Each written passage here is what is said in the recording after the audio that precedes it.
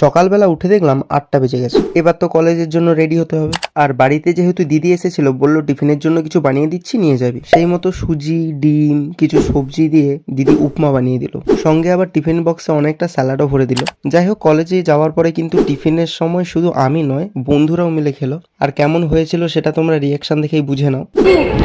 বল কেমন কেমন হচ্ছে?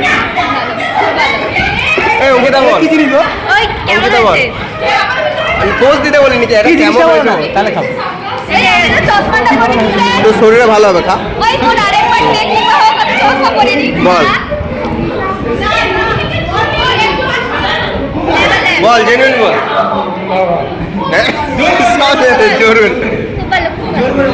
আগের বারে তো ওটাই বলছিল। এইটা শ্রেয়া ভালো মজা পাইছে।